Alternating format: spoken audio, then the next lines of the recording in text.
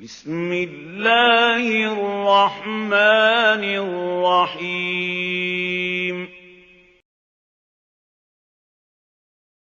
وَقُلْ لِلْمُؤْمِنَاتِ يَغْضُضْنَ مِنْ أَبْصَارِهِنَّ، اسی طرح مومن عورتوں سے بھی کہہ دیجئے وہ بھی اپنی نگاہیں نیچی رکھا کریں، وَيَحْفَظْنَ فُرُوجَهُنَّ، اور وہ بھی اپنے سطر کو پوری طریقے سے ملحوظ رکھیں اور اپنی شرمگاہوں کی حفاظت کریں، وَلَا يُبْدِينَ زِينَتَهُنَّ، اور انہیں نہیں چاہیے کہ وہ اپنی زینت اور سنگھار کو ظاہر کریں، إِلَّا مَا ظَهَرَ مِنْهَا، سوائے اس کے کہ جو از خود ظاہر ہو جائے، وَلْيَضْرِبْنَ بِخُمُرِهِنَّ، اور چاہیے کہ وہ اپنے گریبانوں کے اوپر اپنی اوڑھنیوں کے بکل مار لیا کریں، بِخُمُرِهِنَّ عَلَى جُيُوبِهِنَّ، یہ خمرہن جمع ہے خمار کی، خمار کہتے ہیں اوڑھنی۔ ایک دوسرا لفظ جو ہے وہ آئے گا سورہ احزاب میں، ان دونوں الفاظ کو علیحدہ علیحدہ رکھیے۔ تو یہ ہے کہ اپنے گریبانوں کے اوپر گویا کہ یہ بھی پرانا ہمیشہ سے لباس، عورت کے لباس میں اوڑھنی بھی تھی اور عورت کے لباس میں چادر بھی تھی۔ چادر وہ لے کر نکلتی تھی جب گھر سے باہر جاتی تھی، اور اوڑھنی وہ رکھتی تھی جبکہ گھر کے اندر ہوتی تھی۔ یہی جو ہماری تہذیب کے اندر ہے، یہ عرب کی تہذیب میں پہلے بھی تھا۔ چہرے کا پردہ نہیں تھا عرب میں، چادر وہ لے کے جاتی تھی تو چادر اپنے اوپر ڈالتی تھی، اور مرد بھی چادر کے بغیر نہیں ہوتے تھے، نہ کوئی مرد بغیر چادر کے نہ عورت، بلکہ چادر ہی سے ایک شخص کا رتبہ معین ہوتا تھا۔ کسی کی چادر بڑی شاندار ہے، دوشالہ اوڑھا ہوا ہے، بہت قیمتی ہے، تو وہ بڑا آدمی ہے، وہ سردار ہے۔ کسی کے بیچارے کی جو ہے معمولی سی چادر ہے، اور اسی لیے اس حدیث میں آتا ہے کہ جو شخص تکبر کرتا ہے، الکبر ردائی، تکبر جو ہے وہ تو میری چادر ہے۔ اور یہ عرب میں یہ بڑا کسی شخص کی توہین کرنی ہوتی تھی، اس کی چادر گھسیٹتے تھے، گویا کہ اس کی عزت جو ہے اس کو کھینچ لیا ہے۔ تو اللہ فرماتا ہے کہ جو تکبر کرتا ہے وہ گویا میری چادر گھسیٹ رہا ہے میرے کندھے سے۔ اس درجے جو ہے اللہ تعالیٰ جو ہے اس میں اپنی توہین محسوس کرتا ہے۔ تو وہ اپنی ان اوڑھنیوں کے بکل مار لیا کریں اپنے گریبانوں پر، یعنی یہ کہ یہ انسان کے لیے، عورت کے لیے، یہ اس کی زینت کا ایک بہت بڑا حصہ ہے۔ اس کی جو بھی چھاتی ہے اس کے لیے ایک اضافی کرتا اس نے پہنا ہوا ہے، لیکن کرتے کے اوپر مزید جو ہے یہ ایک بکل اس کی اوڑھنی کا ہو۔ وَلَا يُبْدِينَ زِينَتَهُنَّ، اس کے سینے کے اوپر یہ اضافی ہو جائے گا، وَلَا يُبْدِينَ زِينَتَهُنَّ، اور نہ وہ ظاہر کریں اپنی زینت کو۔ اب یہ ہے جو محرموں کی فہرست آ رہی ہے، جس کے سامنے عورت کھلے چہرے کے ساتھ آ سکتی ہے بلا حجاب، اور یہ اتنی طویل فہرست جو دی گئی ہے، آخر سوچنا چاہیے کہ اللہ تعالیٰ نے یوں ہی ایکسرسائز ان فیوٹیلٹی تو نہیں کی ہے۔ کیا فرق ہے اگر ایک عورت کے چہرے کا پردہ نہیں ہے، وہ باہر نکلتی ہے چادر لے کر، اور یہ کہ اس میں کسی اور کے ساتھ اس کا پردہ چہرے کا نہیں ہے، تو پھر یہ پوری فہرست دینے کی ضرورت کیا ہے؟ میرے نزدیک چہرے کا پردہ اسلام کے اندر لازم ہے، اور اس چہرے کے پردے سے مستثنا ہیں یہ لوگ۔ کون لوگ مستثنا ہیں؟ الا لبعولتہن، ان کے شوہر نمبر ایک، او آبائہن، یا ان کے باپ، اور باپ سے مراد باپ، دادا، چچا، یہ سب چلیں گے، او آبائے بعولتہن، یا ان کے شوہروں کے باپ، او ابنائہن، یا ان کے اپنے بیٹے، او ابنائے بعولتہن، یا ان کے شوہروں کے بیٹے، یعنی ان کے شوہروں کی کسی اور بیوی سے اولاد ہے، بیٹے ہیں، تو وہ بھی محرم ہے، وہ نامحرم نہیں ہے۔ او اخوانہن، یا ان کے اپنے بھائی، او بنی اخوانہن، یا ان کے بھائیوں کے بیٹے، او بنی اخواتہن، یعنی یہ بھتیجے ہو گئے، او بنی اخواتہن، یا ان کے بھانجے، او نسائہن، یا ان کی عورتیں، اپنی عورتیں، جان پہچان کی عورتیں، عام عورتیں نہیں، نسائہن، او ما ملکت ایمانہن، یا یہ کہ جو ان کے غلام اور ان کی لونڈیاں ہیں۔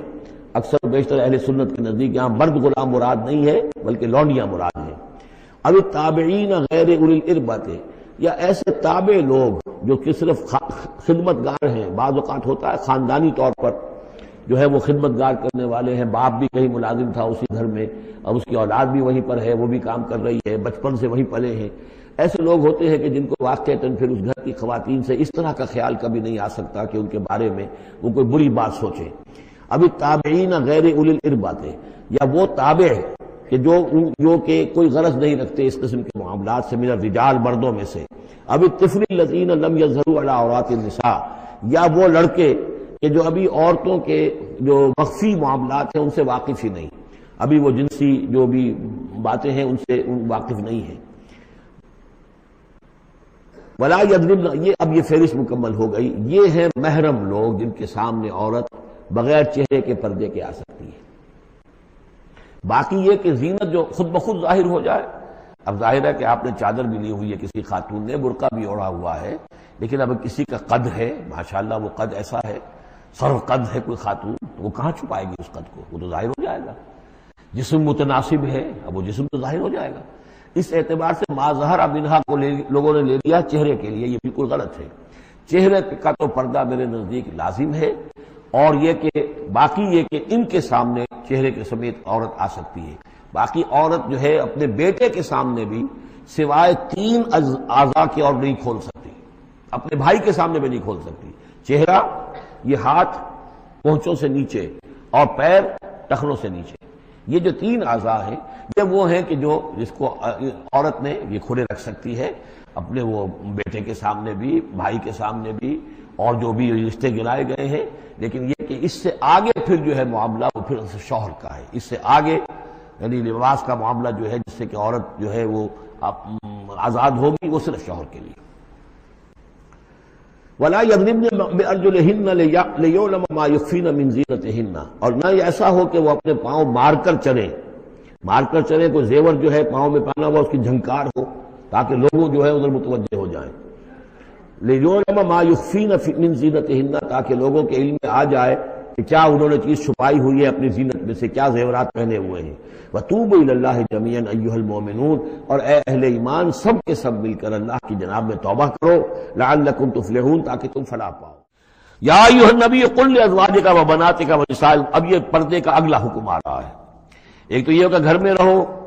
گھر پہ پردہ ہونا چاہیے، نامحرم پردے کی اوٹ سے بات کرے، جو بھی ضروری بات ہے وہ پردے کی اوٹ سے کرے، روح کر نہ کرے۔ لیکن اب مسئلہ آتا ہے کہ عورت گھر سے باہر نکلے تو کیا ہو؟ آخر ظاہر بات ہے اگرچہ اصولی اعتبار سے عورت کا مقام اس کا گھر ہے، لیکن پھر بھی ضرورت ہو سکتی ہے وہ باہر جائے ضرورت کے تحت، تو اس میں کیا حکم ہے؟ یا ایھا النبی قل لازواجک وبناتک ونساء المؤمنین، اب یہاں پر دیکھیے ایکسٹینڈ کر رہے ہیں ترتیباً، اے نبی کہہ دیجئے اپنی بیویوں سے اور اپنی بیٹیوں سے اور اہل ایمان کی خواتین سے۔ یہ گویا کہ اب اصلاح کا دائرہ جو ہے نبی کے گھر سے نکل کر اب باہر آ رہا ہے تمام اہل ایمان کے لیے۔ کیا کہہ دیجئے؟ یدنین علیہن من جلابیبہن، وہ اپنے اوپر لٹکا لیا کریں اپنی بڑی چادروں کا ایک حصہ۔ دیکھیے جیسا کہ میں نے اس وقت بھی عرض کیا تھا سورہ جب ہم نور پڑھ رہے تھے کہ عرب میں لباس کا یہ اور خواتین کی لباس کا یہ 2 جز تھے، ایک اوڑھنی ہوتی تھی جو گھر میں اوڑھتی تھی، وہ جیسے اب بھی ہمارے اوڑھنے کا تصور ہے،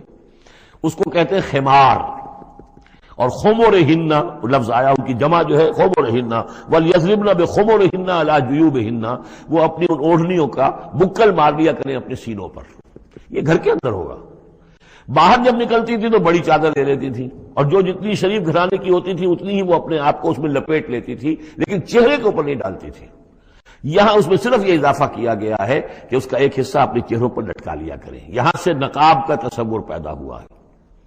جو ہمارے ہاں بعض جگہ پر جو ہے خاص طور پہ فرنٹیئر کے علاقے میں اب بھی ہے، وہ چادر لیتی ہیں خواتین، لیکن چادر کا جو حصہ ہے وہ ان کے چہرے کے آگے آیا ہوا ہوتا ہے۔ یا یہ کہ کسی طریقے سے بس صرف ایک آنکھ کھول کر، خاص طور پر ایران کے اندر اس کا بڑا رواج ہے، ان کو میں نے دیکھا ہے کہ یہ جو ہے اس قدر ایک چادر میں، بڑی چادر میں لپٹی ہوئی ہوتی ہیں دیہاتی خواتین۔ شہروں کے اندر تو نقشہ ذرا کچھ مختلف ہے، اب وہاں پہ چونکہ یہ بات تقریباً انہوں نے طے کر دیا کہ چہرے کا پردہ نہیں ہے، حالانکہ یہ غلط ہے، قرآن میں چہرے کا پردہ ہے۔ اس حوالے سے وہ جو کہا گیا کہ پردے کی اور سے ان سے بات کی جائے یا مانگا جائے، تو آخری اس کا مطلب یہ کہ چہرہ ہی تو ہے نا جس کو روکا جا رہا ہے، باقی گھر میں جو ازواج مطہرات بغیر لباس کے تو نہیں تھی معاذ اللہ، لیکن یہ کہ چہرے ہی کے پردے کے لیے کہا ہے کہ فَصَلُوهُنَّ مِن وَرَاءِ حجاب، اور حجاب کا لفظ چل رہا ہے اسی کے لیے۔ لیکن یہ کہ اب یہ حکم دیا گیا کہ آپ ایک چادر کو، جو چادر لے کے آپ نکلتی ہی ہیں باہر، جو بھی شریف خواتین ہیں، وہ چادر کو ذرا اپنے چہروں کے اوپر لٹکا لیا کریں۔ یہ جلباب کہلاتا تھا، بڑی چادر جو لے کر نکلتے تھے۔ تو ایک ہے خمار، اوڑھنی، جس کی جمع ہے خمرہن، خمر، ایک ہے جلباب، بڑی چادر، جس کی جمع ہے جلابیب، جلابیبہن، وہ اپنی بڑی چادروں کا ایک حصہ اپنے سامنے لٹکا لیا کرے چہرے کے۔ ذالک ادنیٰ ان یعرفنا، یہ بہتر ہے اور نزدیک تر ہے اس سے کہ ان کو پہچان لیا جائے کہ یہ شریف گھرانے کی خواتین ہیں، کیونکہ وہاں لونڈیاں مانڈیاں جو ہوتی تھی ان کے ہاں وہ رواج نہیں تھا، ابھی یہ جو گھر کی خاندانی خواتین ہیں ان کے ساتھ یہ بات شروع کی جا رہی ہے۔ فلا یؤذین، تو انہیں کوئی ایذا نہ پہنچائی جائے۔ وکان اللہ غفور الرحیم، اور یقینا اللہ غفور الرحیم ہے۔